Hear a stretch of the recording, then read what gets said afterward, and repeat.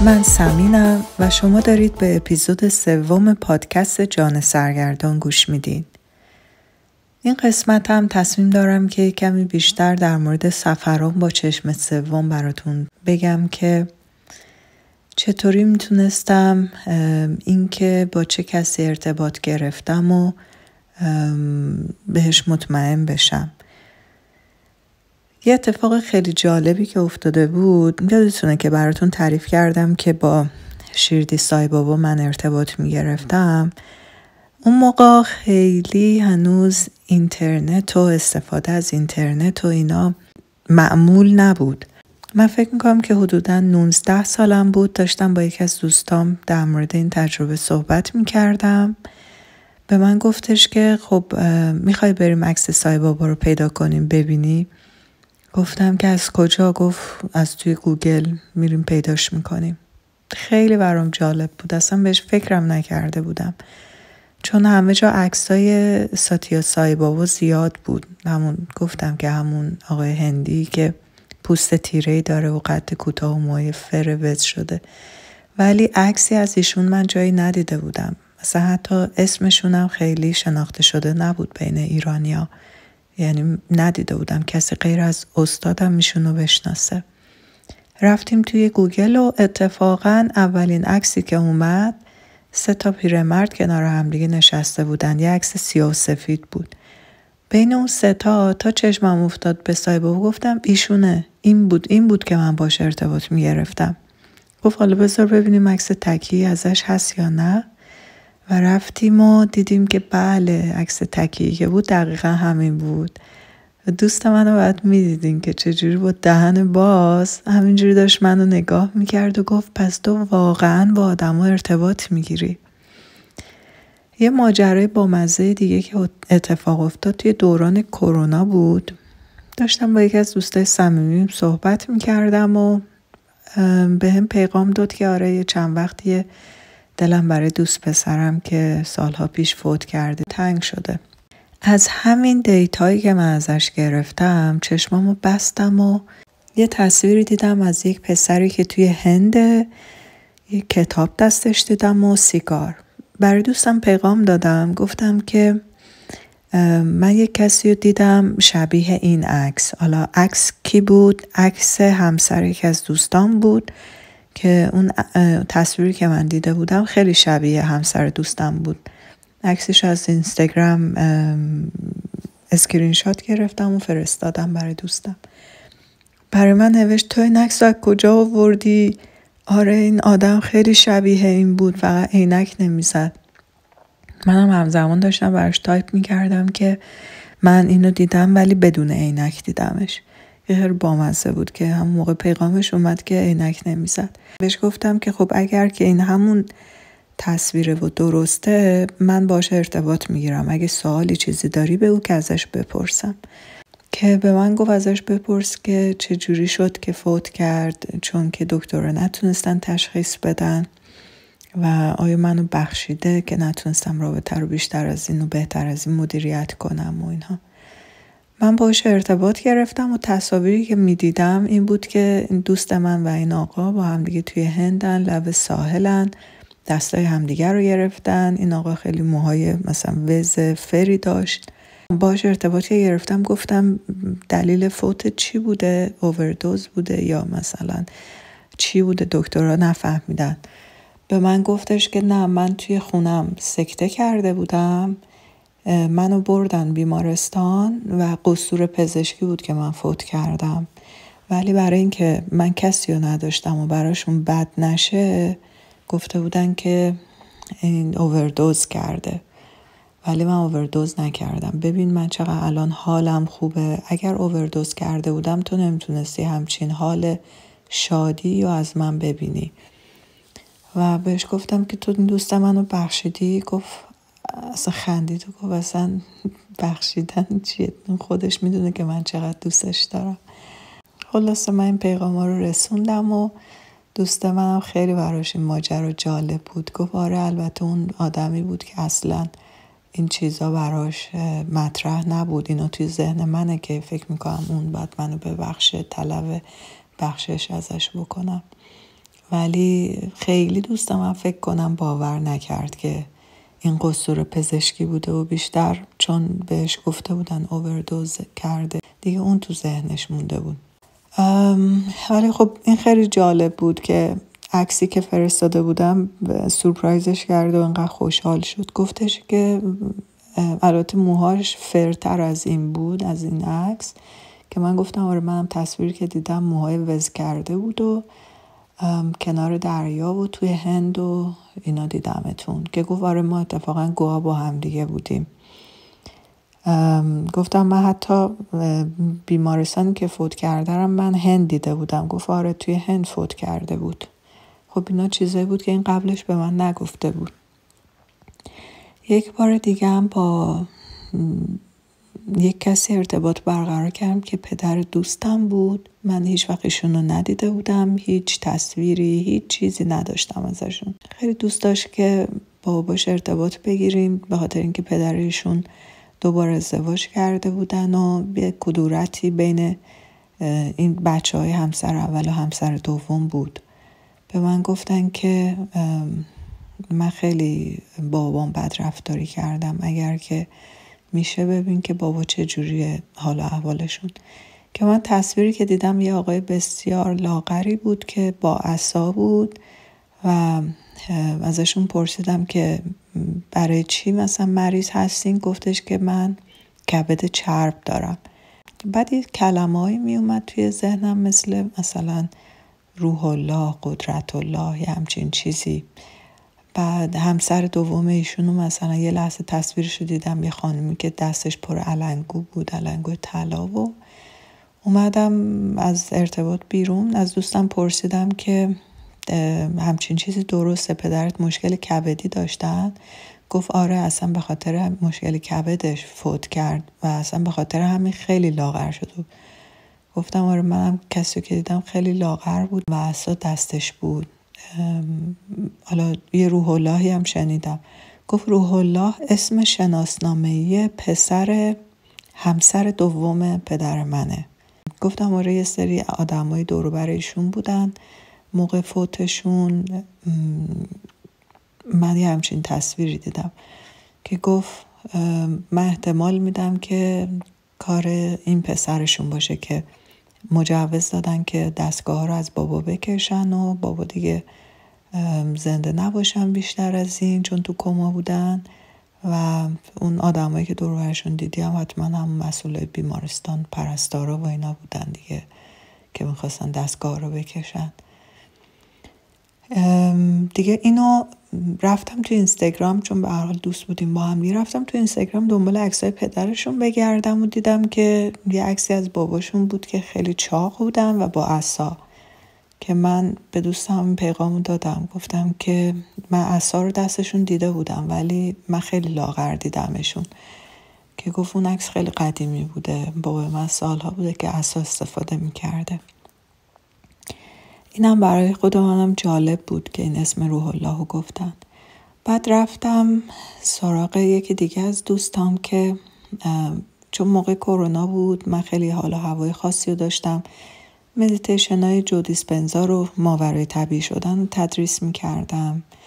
ماه رمضان بود، روزه میگرفتم و اصلا خودم هم خیلی اون موقع توی حضور بودم. برای همین وقتی که صحبتی چیزی جایی میشد دیگه سریع چشممو میبستم و ارتباط میگرفتم. این یکی دوستم ایشونم باز دلتنگ پدرشون بودن و ارتباط گرفتم با پدرشون. بازم من هیچ عکسی از ایشون ندیده بودم و عکسی که یعنی تو تصویری که تو ذهنم اومد خیلی شبیه آقای پرویز پورحسینی بود که عکسش از تو اینترنت پیدا کردم، برای دوستم فرستادم و گفتم که من پدرتو دیدم، یه آقایی که شغل اداری داره، پشت میز نشینه، سیبیل داره، مثلا کسی نیستش که نه سیبیل یا مثلا ریش سیبیل داشته باشه. و ایشون روز آخر مریض بودن رو تخت خونه بیمارستان، هر دو جا من دیدمشون که افتادن. خیلی نگران مامانتونن، خیلی چشمشون به مامانتونه، حواسشون به ایشونه و عکسو فرستادم.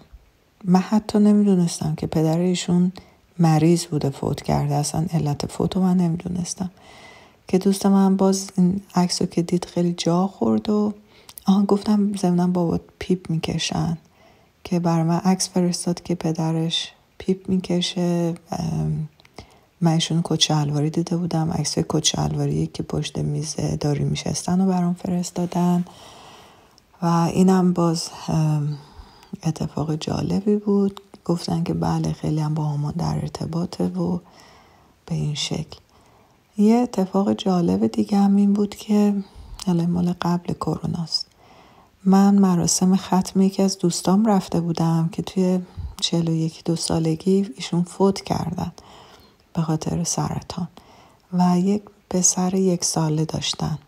وقتی که رفتم توی مراسم همون روز خاکسپاری، مراسمی که توی خونشون بود، سعی کردم که باهاش ارتباط بگیرم و دیدم که یه جایی انگار که مثلا میخوای کار اداری کسی رو انجام بدی، مثلا یه مراحلی باید رد بشه. ایشون انگار داشتن که کارهای اداری و مثلا یه حالت گیشه مانندی میرفتن صحبت میکردن که انگار بخوام مثلا اون حس واقعیمو بگم، انگار که این که الان پسرش تنها مونده کارشو بسپرن به فرشته ها که فرشته ها مراقبش باشن. این که دنبال کاره، این که سرپرستی پسرشون بخواد به درستی انجام بشه و تحت حفاظت و حمایت باشن، داشتن ایشون این کارا رو میکردن. خیلی سر شلوغ بود، اصلا وقت نداشت که با من صحبت کنه. یکم دیگه که گذشت قرآن پخش شد، چون تا قبلش خواننده آورده بودن نی میزد و آواز میخوند و اینا.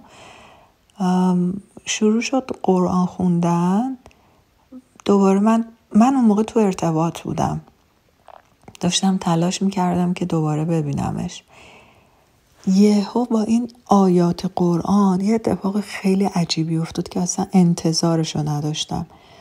یه تصاویر انگار که مثلا مثل تلویزیونای قدیم که یهو مثلا تصویر قطع و وصل میشد و تصویر میرفت، یک کانال دیگه یهو میومد پارازیت روی کانال ما و بعد میرفت.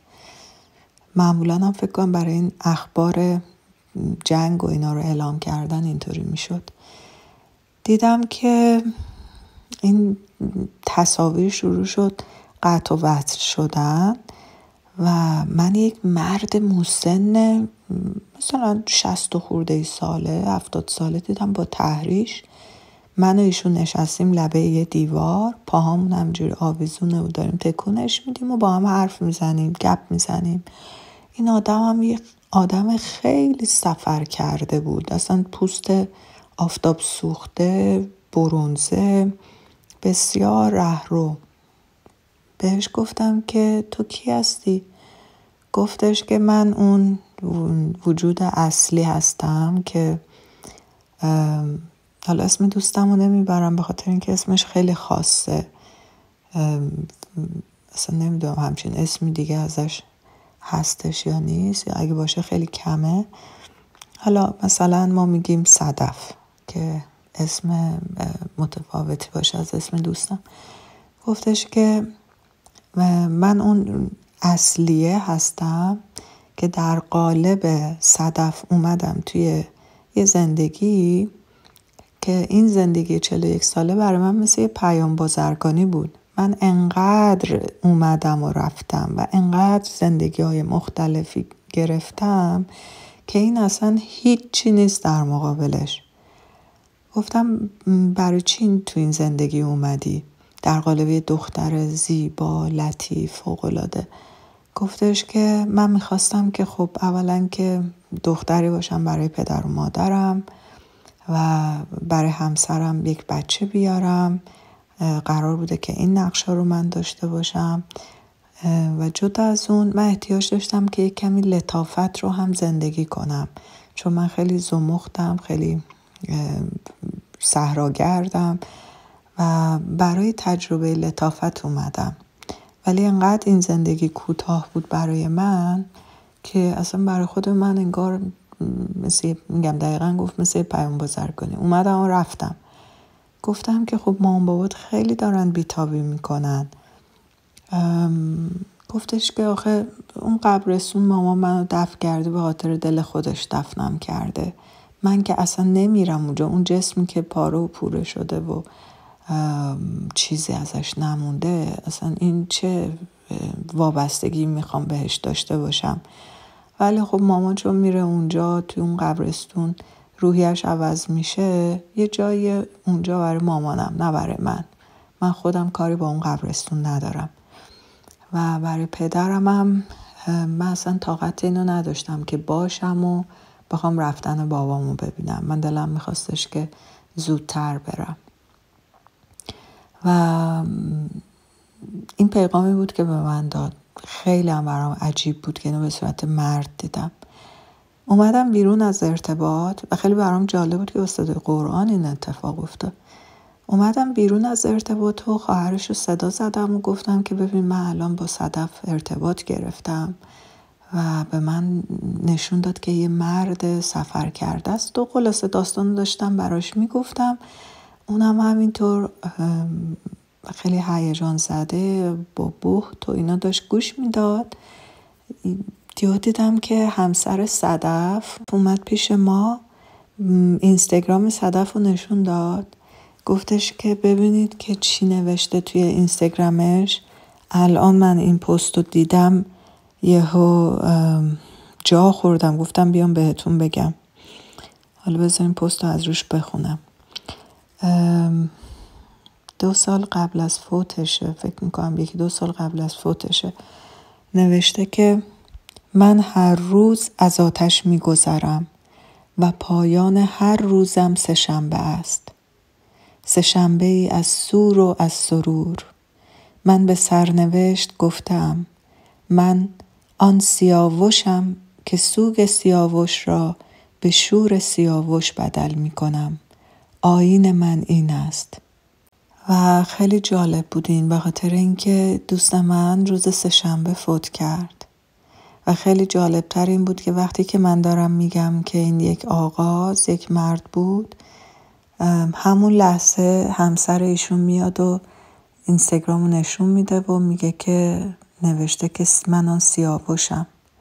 خیلی جالب بود به خاطر اینکه وقتی که من دارم صحبت میکنم و به خواهرش میگم که من ارتباط گرفتم و یک آقا بوده، همون لحظه میاد همسرش میاد گوشی به دست و این پیغام نشون میده. البته ایشون میخواست این که حالا صدف جان سه‌شنبه فوت کرده بودن و به ما بگه، ولی اون پیام سیاوش رو به ما رسون که من آن سیاوشم. یه تجربه دیگه ای که داشتم این بود که یک عزیزی توی اقواممون مشروب زیادی میخوره و چون که لحاظ روحیم اون شب توی بحران بوده، خیلی گریه کرده بوده، ظاهراً دیگه قلبش نمیکشه و توی 30 سالگی سنکوب میکنه و فوت میکنه. من خیلی دوست داشتم که بدونم حال احوالش چطوره. رفتم باش ارتباط گرفتم و دیدم که خیلی گیج و منگه، اصلا توی بهته. میگه که چی شد که اینطوری شد، من کجام، و اصلا نمیتونست هضم بکنه که کجاست و توی ناآگاهی بود، چون مطمئنم به هر حال دلش نمیخواسته که بمیره و این اتفاق یه مرگ ناگهانی بود و این خیلی برام دردناک بود که اونو توی این حال و وضعیت دیدم. همینجا میخوام واقعا خواهش کنم از عزیزانی که دارن این وایس رو گوش میدن، اگر که به مواد مخدر یا به نوشیدنی‌های الکلی علاقه دارن و زیاده از حد دارن استفاده میکنن، بدونن که اگر که توی این شرایط از دنیا برن، توی یک ناآگاهی، توی یک لوپ تکرار، توی یک شرایط بسیار سختی ممکنه که قرار بگیرن. یکی از دوستامم بود که 16 ساله که بود خودکشی میکنه.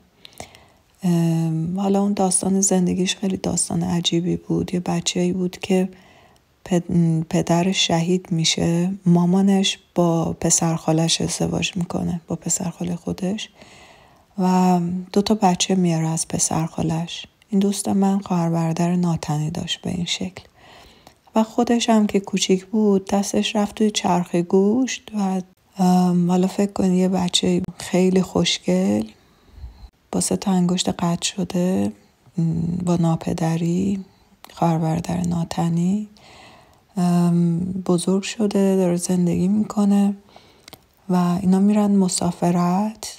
اهل دسفول بودن، داشتن از دسفول میرفتن تهران، با کامیون تصادف میکنن. ایشون پشت سر ناپدریش نشسته بوده، مامانش هم یه بچهش رو پاش بوده، یه بچهش هم پشت سرش بوده. اون سم دیگه مامانش و 2 بچه ها نشسته بودن، با کامیون تصادف میکنه، اونا در جا فوت میکنن. این دختر میمونه و ناپدریش. بنیاد شهیدم این 2 رو از هم دیگه جدا میکنه چون ناپدریش بوده، و یک خونه هم بهشون داده بوده از قبل که دست مام بزرگش و اینا بود از سمت بنیاد شهید. خانواده مام بزرگش خیلی مذهبی و چادری و اینا بودن. این دختر مثل که خیلی براش سخت بوده که بخواد حالا با مامان بزرگش و اون شرایط زندگی بکنه. ازدواج میکنه تو سن خیلی کم و همسرش رو ظاهرا دوست نداشته، خودکشی میکنه توی حموم. اونجوری که به گوش ما رسید ظاهرا 2-3 روز بعد همسرش میاد خونه یا همسایه ها میان، اینشو نمیدونم، و میبینن که مثلا یه بویی از توی حموم داره میاد و جنازه بو گرفته بوده، ظاهرا پیدا میکنن چون 2 با هم قهر بودن.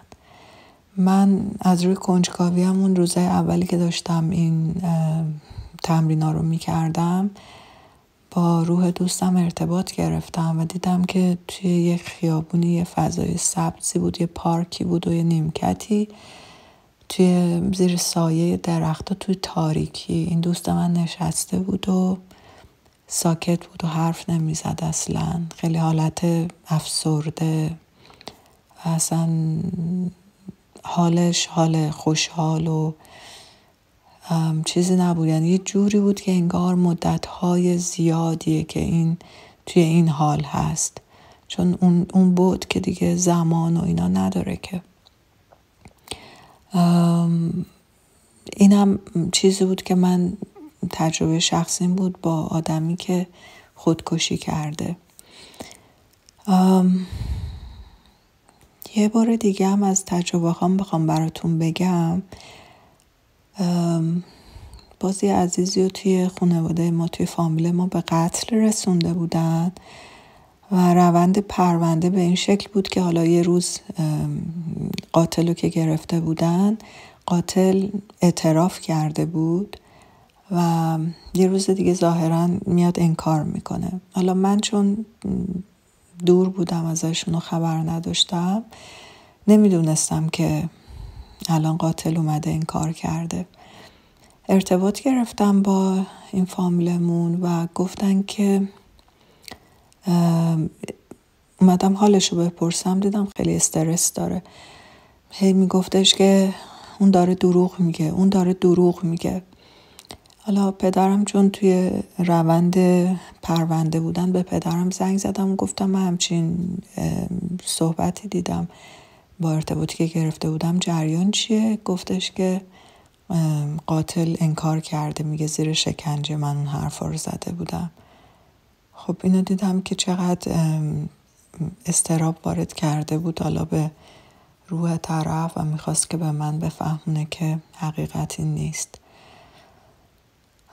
یه بار دیگه با مامان مثلا ارتباط گرفتم. با مامان البته اوایل که فوت کرده بود خیلی ارتباط میگرفتم، ولی بعدش که دیگه ویپاسانا رفتم و حالا این داستانشو بعدم براتون میگم، یکی از دوستان به من گفت دیگه این کارو نکن، ارتباط نگیر، قرار باشه که چیزی بشنوی توی خوابت میان بهت میگن. که من برای سالهای زیادی دیگه با مامان ارتباط نگرفتم و واقعا توی خوابم میومد و میگفت همه چیو، حالا چه قبلش بعدش. من ولی با مامان که ارتباط گرفتم، خواهرم داشت زایمان میکرد تو اتاق، توی بیمارستان بود و من همجور داشتم دوش میگرفتم، گفتم بذار ارتباط بگیرم ببینم که اوضاع بچه ها چطوره، چون بچه ها چارقلو بودن، نگران بودیم که توی دستگاه نرن، مثلا وزنشون کم نباشه، نگران بودیم که سالم باشن و اینا. مامان دیدم که خیلی خوشحاله، به من میگه که بدو برو سری بیمارستان، نمیدونی چقدر این بچه ها توپل مپلی و سرخ و سفیدن، برو ببینشون چقدر خوشگلن. حالا هنوز بچه ها به دنیا نیومدن و این پیغام مامان به من داد که من دیگه خیالم راحت شد که اینا توی دستگاه نمیرن و رفتم و واقعا هم ماشاءالله اصلا سفید و سرخ و سفید و خوشگل یکی یکی اومدن آوردنشون توی اتاق و ما دیدیمشون و سلامت ماشاءالله از 250 تا 2700 کیلو.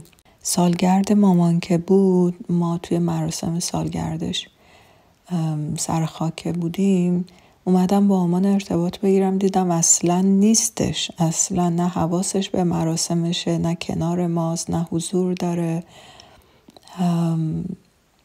یک گروهی بودن همه سفید پوش و مشغول زیارت کردن جاهای زیارتی بودن. حالا نمیدونم دیگه کجا بود و اینا، خیلی نرفتم توی ماجراش، ولی فقط اینو دیدم که اصلا انگار تو حلقه روحی خودش و گروه روحی خودش بود. توی همون مدت کرونا وقتی که استادمو پیدا کردم، یه روز بهشون زنگ زدم و گفتم که من خیلی دوست دارم الان بعد 20 سال دوباره ببینم که همچین توانایی دارم درست حسابی یا نه، میشه که بهم کمک کنین؟ گفت من چک کردم چشم سومت بازه هنوز. حالا پای تلفن اینو به من گفت یه تمرین بکنیم، فردا ساعت 10 صبح مثلا با من ارتباط بگی ببین من کجا. من ارتباط گرفتم و دیدم ایشون توی اتاقی هن، روی تخت دراز کشیدن، پنجره پشت سرشون، چند تا تخت دیگه هم تو اتاق، و بهشون زنگ زدم گفتم که شما رو من توی این شرایط دارم میبینم. گفتن که آره درسته، من اومدم بیمارستان دارم نمیدونم آزمایش میدم و اینا و دقیقا هم چیزی که دیدی، پس همچنان درست میتونی همه چی ببینی و بگی. گفتم من خیلی دارم میخواد با مامانم ارتباط بگیرم.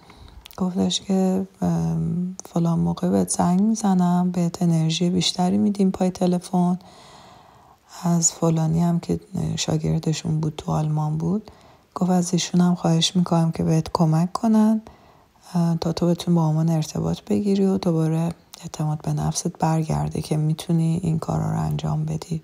من دراز کشیدم، وقتی که بهشون زنگ زدم توی اتاق تاریک چشمای بسته زنگ زدم، ویدیو کال، یعنی گروپ کال بود، 3 نفره بود، ویدیو کال نبود. و اینکه من مامانمو به شکل جسم دیدم، کاملا حسش میکردم، دستمو گرفته بود و جوری که داشتم توی چشماش نگاه میکردم و حرف زدنشو میدیدم، دندوناش، من اصلا به کل فرم دندونای مامانم هم یادم رفته و هم اصلا بهش فکر نکرده بودم تو اون سالهایی که فوت کرده، ولی تا اون موقع 11-12 سال میشد.